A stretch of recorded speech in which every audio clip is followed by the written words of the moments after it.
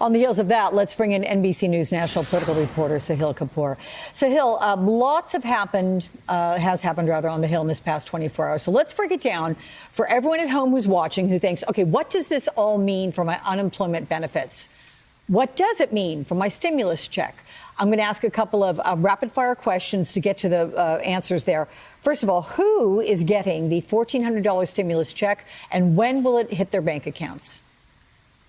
Alex, to the second point, the Treasury Department tells me it has already been working to make preparations in preparation for passage of this law, and they will try to get that money out as soon as possible. No more detail than that. Now, as for who gets this check, individuals who make up to $75,000 a year will get the full $1,400. Couples that make up to $150,000 a year are going to get $2,800 between the two of them. After that, there's a steep cliff. So individuals up to $80,000 will get some money. Couples up to $160,000 will get some money.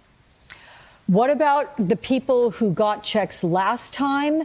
You're saying that some will not get it now? I mean, has it been amended to that degree? That is correct, Alex. In the previous round of stimulus checks, earners of $80,000 to $100,000 got some money. They won't this time around. Couples who make $160,000 to $200,000 got some money last time. They will not get money this time. This was part of a compromise between President Biden and moderate Democrats who wanted the bill more narrowly targeted. Biden said he was not going to compromise on the top line number of $1,400, but he did get that limitation. And do parents get extra money for kids?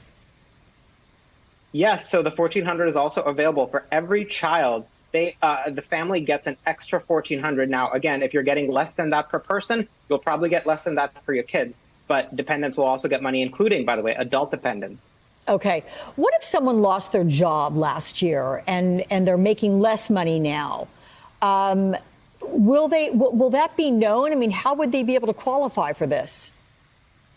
This is very important, Alex, because everyone who lost their job last year or saw their income decrease during the pandemic, the way for them to get the maximum amount of money is to file their tax returns as soon as possible. If it is processed by the IRS in time before these checks go out the door, that's the income level that they'll base it on.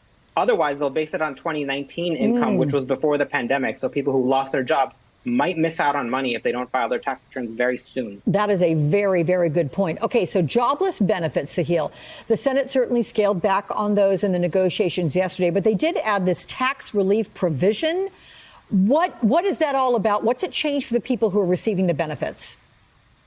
That's right. So the Senate reduced the House's unemployment benefits from $400 a week to $300 a week, again, as part of a compromise to get moderate Democrats on board. But what they did add is a provision that makes the first $10,200 of jobless benefits tax-free for incomes under $150,000. So it's a bit of a weedy concept. Basically, a lot of people who got jobless benefits will not be taxed for it, and it'll probably be a pleasant surprise for them, or potentially avoidance of an unpleasant surprise for them on their tax bills. Okay, Sahil Kapoor, thank you for answering some really important questions for folks watching and wondering when they're going to get to the benefits of all of this newly packaged bill. Thank you so much, passed bill, rather.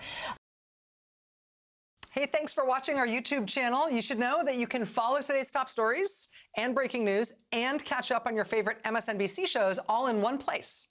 Download the NBC News app today.